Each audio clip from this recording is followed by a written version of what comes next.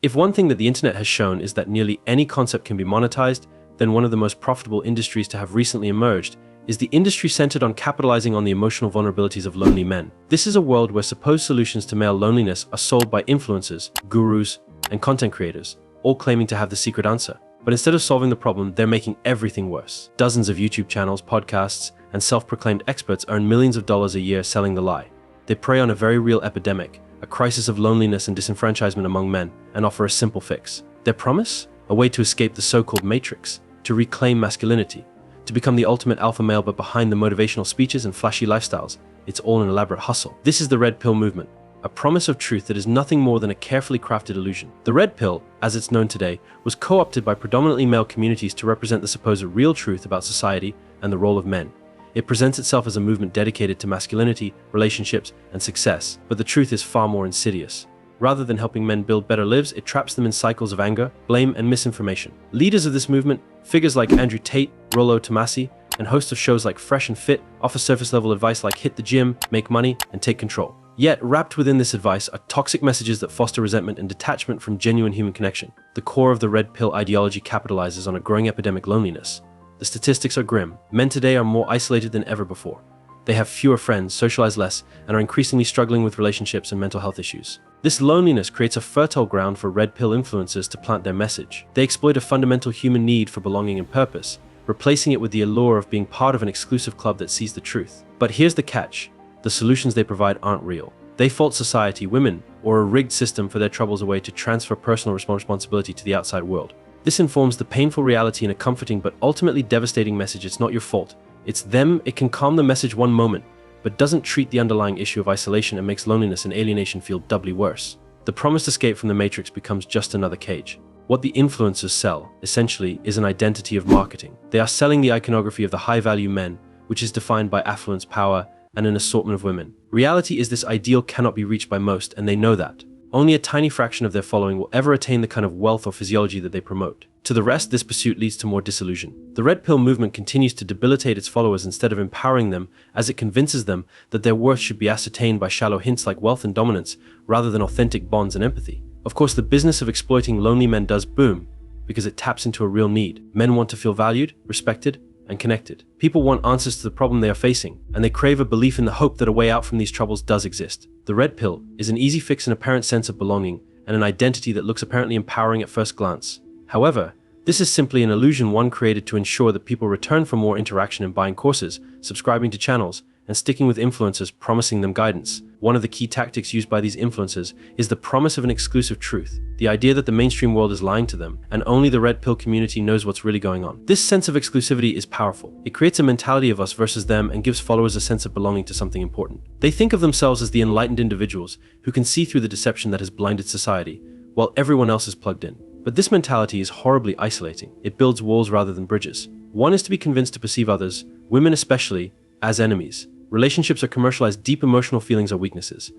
The more men buy into these beliefs, the more they flee from what will serve them best: friendship, love, community, and vulnerability. The irony is that the Red Pill movement pretends to intend to help men become more attractive to women when, in fact, they encourage behaviors and attitudes profoundly unattractive. Toxic relationships, if any are formed at all, will result from a focus on dominance, control, and emotional detachment. It is a self-fulfilling prophecy. Men are told that women are interested only in externals, and accordingly, they do not cultivate the qualities that really are inductors to good relations: kindness, sympathy, and emotional intelligence. There is, of course, a financial aspect to the Red Pill movement as well. Basically, this is a business. Influencer men bank money by selling courses, coaching, books, and memberships. They create a cycle of dependency in which followers are always told they need more, needing more knowledge, more skills, more product, in order to truly escape the matrix. But also, of course, the goalposts are always being shifted.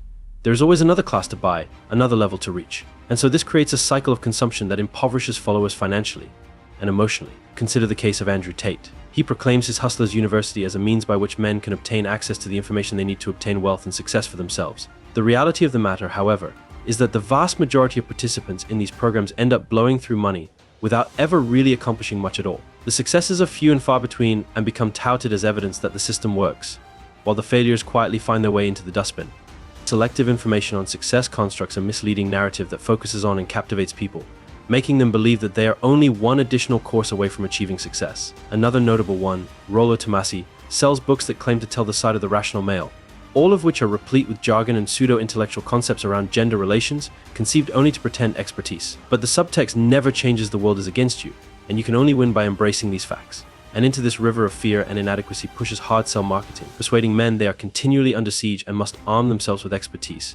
That is, expertise for which they will have to pay. The emergence of podcasts such as Fresh and Fit serves to illustrate the potential profitability of this particular business model. These programs attract women onto their stages, frequently with the explicit purpose of producing conflict. The hosts use those interactions to prove their hypotheses about what females do, cutting clips together to make their guests appear unreasonable or vacant.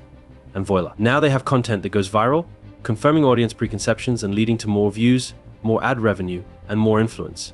It is not about saving men, but rather creating sensational content which will profit. The most tragic point of the Red Pill movement, however, is its predatory nature toward the vulnerable. In this maze, many men actually are going through the struggles of their lives. They are facing the aftermath of a breakup or unemployment, or an attempt to define themselves in a rapidly changing world. Rather than actual support, the Red Pill movement exploits these struggles and throws convenient scapegoats and shallowly simplistic cures that, in the end, solve little. The appeal of being a high-value man lies in that it provides for a very simple path to get fit.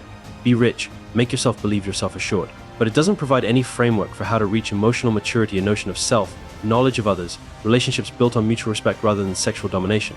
So the Red Pill ideology is intrinsically empty and ends up in empty results. Men who take it to an extreme perhaps end up muscular and rich, but they often feel even more isolated and disassociated than any other type of man. The truth is that overcoming loneliness does not refer to embracing a stagnant ideology or taking on the theme of life endorsed by online gurus. It encompasses embracing life at its complexity and accepting vulnerability, as well as seeking true human-to-human connection. It also includes the understanding that there is no magic pill or overnight cure that can take away all the troubles of the individual. True self-improvement requires time and energy, and an openness to facing some raw realities concerning yourself. It is also essential to recognize the significance of community. The Red Pill movement survives on the principle of isolation.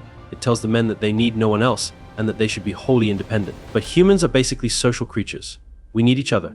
We need friends, mentors, and partners who can challenge us and help us grow. One of the most harming lies spread by the Red Pill is that their dependence on others is a weakness. Another thing to look at is how society as a whole has contributed to this crisis. The pressures on men to be providers, to be strong, to never show weakness, these are expectations that have existed for generations. In a world where traditional roles are changing, many men feel lost. Red Pill movement opportunity to grasp onto some elements of traditional definitions of masculinity, but truly represents regression more than progress. Progress, on the other hand, means redefining what a man is in such a way as to encompass an emotional depth, compassion, and equality. Forward on the path requires some change in attitude. We must recognize we are all people with different lives and problems. Rather than us versus them, a man is not a victim of a grand conspiracy to oppress him, nor is the female adversary. All humanity together tries to make sense of a difficult world, and the more we assist each other, the better things become. The Red Pill movement will continue to exist as long as there are men who feel unheard and undervalued. But there is a solution. This begins with a rejection of simple solutions and embracing the difficult task of self-improvement. It is the finding of true role models, honest, kind, and sympathetic men. It is the development of a relationship that is equality-based rather than dominance-based. Using lonely men in business holds so much power because it gives them an illusionary control of things in a world often fairly beyond control. Real power lies in knowing that it's okay to struggle, okay to need help, and okay to be weak. These are not weaknesses, these are the roots of real strength. True freedom might be promised by the Red Pill, but it is received more through the dismantling of the barriers that separate us and through a life filled with connection, purpose, and love. Ultimately, the Red Pill movement could be described as a movement based on promises it is incapable of fulfilling, with the aim of only capitalizing upon the suffering of those in search of answers. There doesn't lie the actual answer in anger or blame, but rather in compassion, community, and the courage to face life in an open heart. What do you think? Comment below. I want to know your opinion about this, and I hope this video opens your eyes. For more of these kinds of videos, hit the like button, and also don't forget to subscribe to our channel. Thanks for watching.